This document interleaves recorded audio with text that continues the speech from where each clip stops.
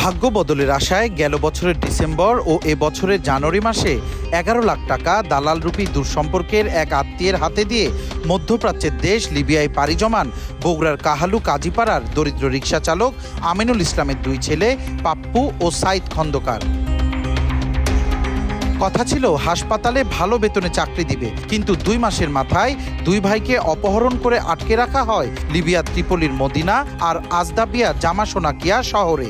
দিনের পর দিন অমানসিক নির্যাতনের পর দুই যুবকের পরিবারের কাছে দাবি করা হয় 10 লাখ টাকা মুক্তিপণ। আর এই পুরো ঘটনা ঘটায় লিবিয়ায় অবস্থানরত বাংলাদেশি একটি অপহরণ চক্র।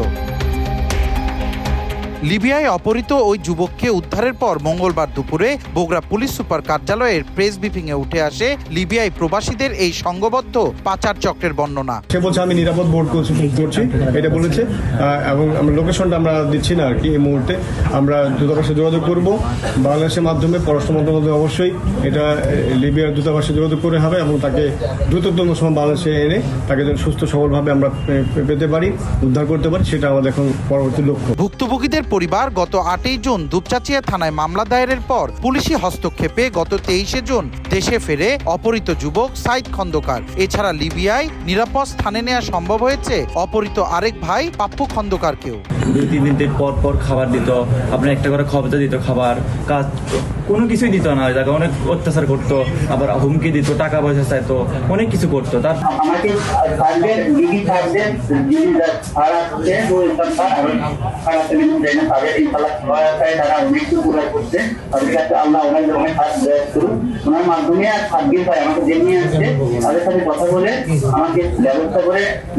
চাঞ্চল্যকর এই ঘটনায় এর আগে গ্রেপ্তার হয় বাংলাদেশে অবস্থানরত চক্রের অন্যতম মূল হোতা দুপচাচিয়ার উজ্জ্বল হোসেন ও শফাত মণ্ডল।